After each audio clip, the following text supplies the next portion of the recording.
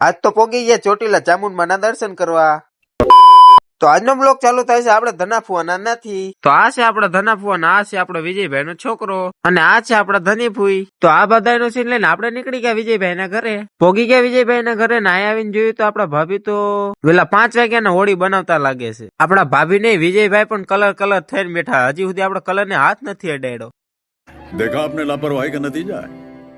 તો આપણે તો આયસરા નગર માંથી જઈને લાવીશ। તો આ બે તો તૈયાર થઈને ઉભા છે। તો આપડા તૈયાર શું કામ થઈને ઉભા છે એ તમને થંબનેલ જોઈને તો ખબર પડી જ ગઈ હશે। તો આ બધા મારી વાટ જોઈને બેઠા છે કે ક્યારે અજયભાઈ આવે ને અમને કલર લગાડી દેવી।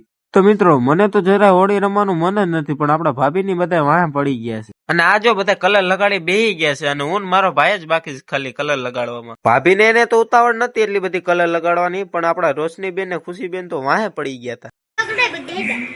બધું ન હોય, થોડોક થોડોક હોય। ઉભા રહેજો, ઓલા ભાભી આવે છે, વિડીયો બનાવવાનો છે, ફોન ઉભા રહે બીજાને દઈ દઉં।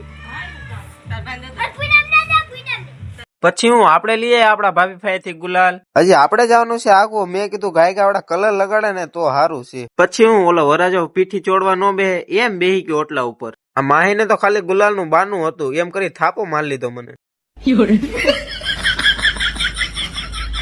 ને ફાઇનલી મિત્રો આવી ગયો આપડા ભાભી નો વારો। હજી તો આ છોકરીઓ ધરાતી જ નથી, લાગે છે મને ક્યાંય રખડ્યા જેવો રહેવા નહીં દે। बंद करो हाथ जोड़ के मैं मोदी साहब से गुजारिश करता हूँ।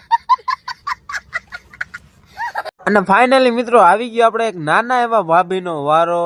તો મિત્રો આ છે ને અમારા ઘરમાં બધા કરતા મોટા છે, પણ છે ને મારી નજરમાં નાના છે। તો તમે પણ કોમેન્ટમાં જણાવી દેજો કેવી રીતે।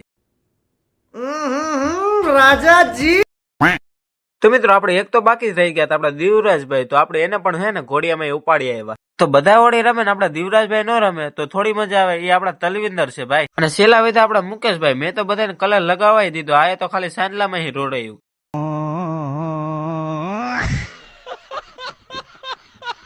અને હવે કહી દીધું ભાભીએ બાય બાય। તો હવે થઈ ગયા નાઈ ધોઈને તૈયાર ને આપણે હવે જવાનું છે ચોટીલા। હાલો નીકળવી ચોટીલા। તો હવે થઈ ગયા આપણે ગાડીઓ લઈને હંધાય હાલતા। તો મિત્રો આપણે પોગી ગયા પેટ્રોલ પંપે ને આ બધા પાડવા માંડ્યા ફોટા। एक photo sir big fan sir.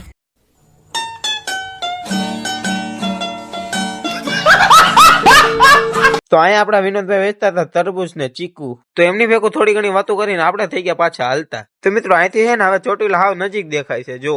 તો હવે ચોટીલા નજીક આવી ગયું છે એટલે બધા બેસી ગયા પાણીપુરી ખાવા। તો મિત્રો પાણીપુરી ખાઈ લીધી ને આ ભાઈ તમને કાક કે હાલો ફટોફટ લાઈક કરી દેજો। તો મિત્રો હવે પોગી ગયા છે આપણે ચોટીલા ને હવે મૂકી દીધી ગાડી પાર્કિંગ માં થઈ ગયા હાલતા।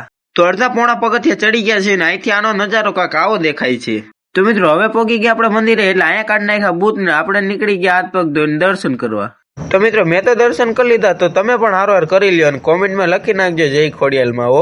તો હવે આપણે દર્શન કરીને નીકળી ગયા બહાર ને હવે જવાનું છે આપણે હાવજના દર્શન કરવા। તો આપણે અહીંયા પણ દર્શન કરી લીધા, નીકળી ગયા આપણે ફોટા પાડવા જ્યાં મા નામનો અક્ષર છે। તો પોગી ગયા મા નામના અક્ષર પાસે, ત્યાં જઈને થોડો ઘણો ઉતાર લીધો વિડીયો ને થોડા ઘણા પાડી લીધા ફોટા। તો ફોટા પાડીને પાછા થઈ ગયા આપણે નીચેની તરફ હાલતા। ચડવા ટાણે તો બહુ વાર લાગી હતી, પણ ઉતરવા ટાણે તો ફટોફટ ઉતરી ગયા। તો મિત્રો આ છે આપડા વિજયભાઈ, કે આપડે તો થોડો ઘણો સીન લે, તો આપણે એનો પણ થોડો સીન લઈ લીધો અને ઉતરી ગયા નીચે।